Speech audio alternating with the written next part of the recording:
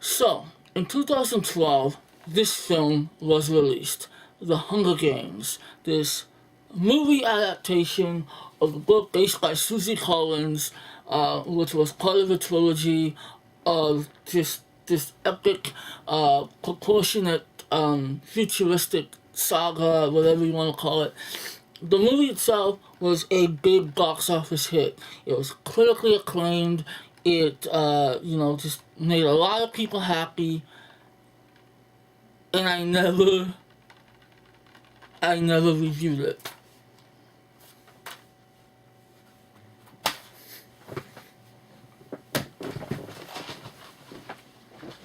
Alright, so let's make this official. Get the hat on, and The Hunger Games. Why did I never review The Hunger Games? Well, it's pretty simple. Here's the facts.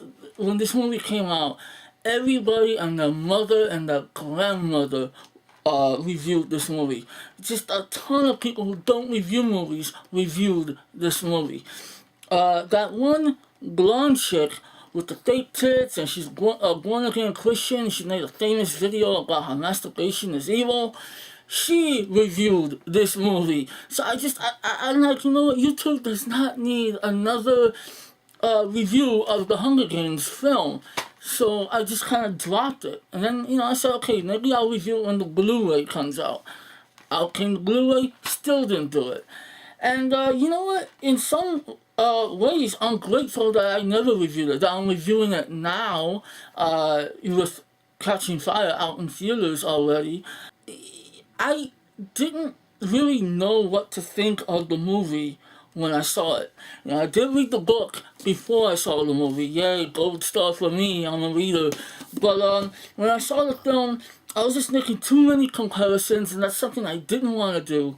And then, just watching the movie for the first time, I don't know, I felt a little indifferent about it. Even though I did like the film, I did like it. And in my mind, I gave it a very high rating, even though at the time I couldn't really justify the rating. When I first saw the movie, I was kind of taken back by some of the directing choices of it. It's shot on handheld, and there's a lot of shaky cam. I don't really get pissed at shaky cam. I think it can be used well, but there are moments where it's so, like, especially during the fights, it literally is just shaking all over the place and you can't see. So that was a problem. And also, the power of these books, I still have not read Mockingjay. I'll hold off on that for a while. Look, let's be honest. These are cool books, but they're not particularly well written. Susie Collins, Suzanne Collins, I should say, she's a good writer, but man, her transitions suck. She goes from one scene to the next without giving you any indication as to what the hell you're reading. It goes from like, so I took a shower and I felt clean and I felt great. Then right away you're reading, out in the forest I took a shit, and it's like, whoa, where'd this come from? So the power of the books comes from two things. The concept, which of course, deals with, how can I describe this real quickly? You already know the concept, but I just gotta say it. I think it's a cool concept that this corrupt government is able to throw these annual games where they throw in these children into an arena where they kill each other, and it's all meant to be this symbolism of how, Christ, how should I say this? It's basically the middle finger towards rebellion. And it's a cool concept. I'm not really explaining it well. So that's the coolness of the stories. And of course the character of Katniss Everdeen. Katniss Everdeen is the heart of these films. Actually the books. And the films that we're imagining. She's definitely the heart of this movie. Still have to see Catching Fire. And just her strength and her endurance is something to be marveled at.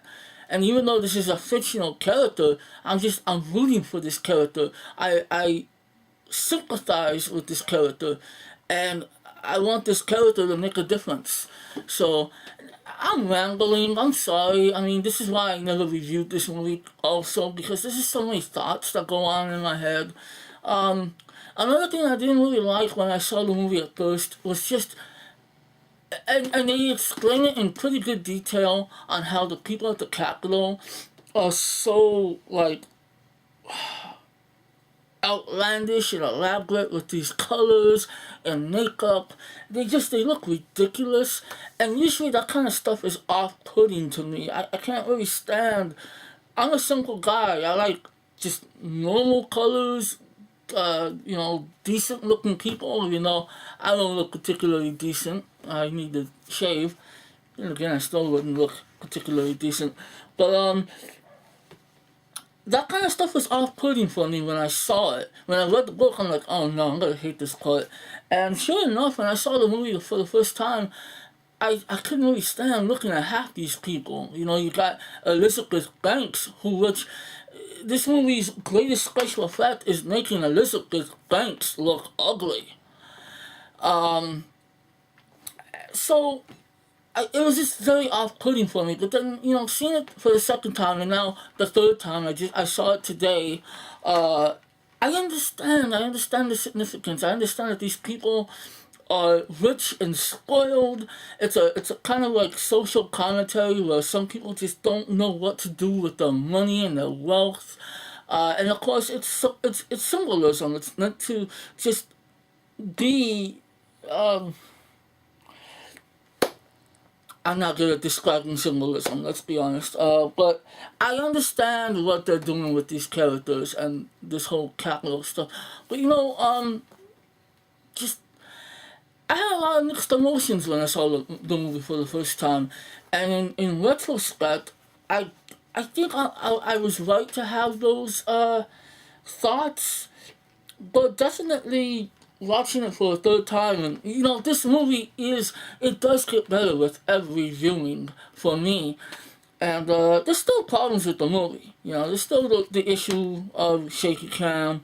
Some of the structure isn't quite right, and definitely I think the way the story is told, the way the concept is told, they could have gone into more detail, because I think the only reason why I got it was because I read the book. I think it just kind of catered to the readers a lot more than the people who actually saw the film and witnessed the story for the first time. So that was kind of a problem I had. But all I gotta say is, yeah, I like this movie.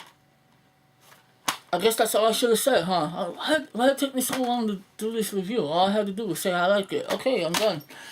No, in all honesty, yeah, it does get better with every viewing, and the true testament of this movie and the first book, my dad, he saw that I bought the trilogy set recently, and he heard about these books, and he heard about the movies, obviously.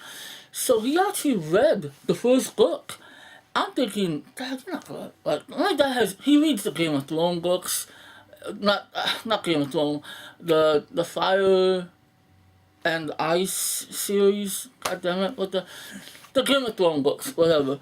And those are very detailed books. He reads a lot of books, and I'm thinking, he's not gonna like this story. He's not gonna, these are kids' books to him. Well, turns out he really loved. I don't think he loved the book, but he was really enthused with it.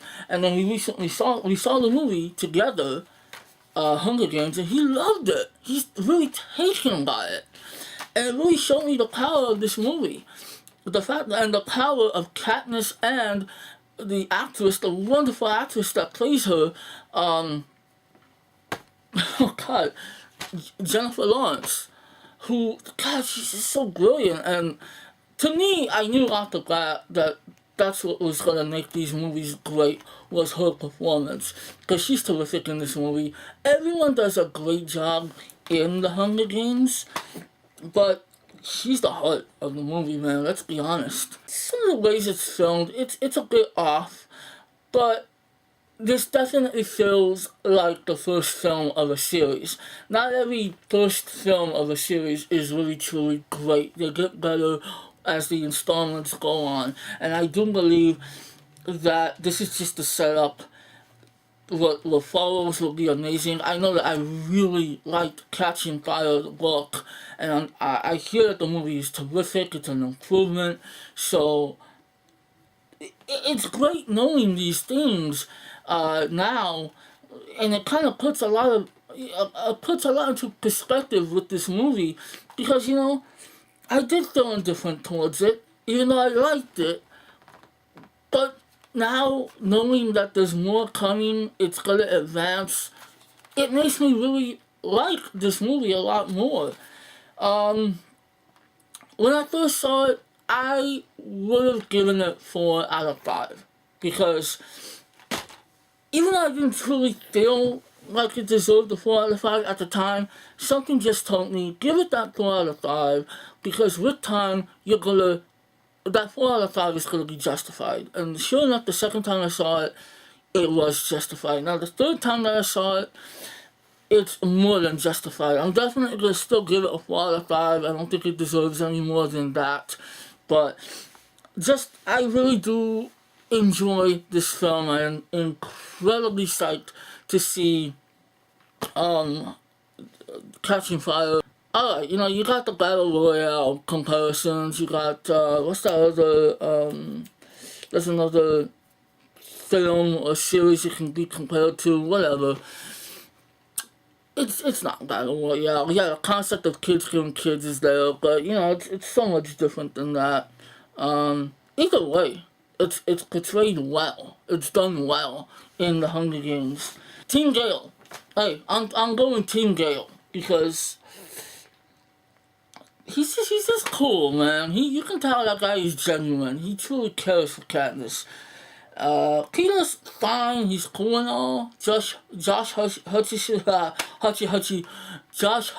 is cool, but he's kind of a douche. He's kind of, going for self. We all know that. I finally had to do this review, even though it's not much of a review. I don't even know what I'm doing here. What am I doing? Well, anyway, I'm just gonna go before I make a complete ass out of myself. Hunger Games, truly a remarkable series in the making, and I need to watch these features. This thing has a lot of features. Alright. Don't know how to end this video, so I'm just gonna end it. What's it?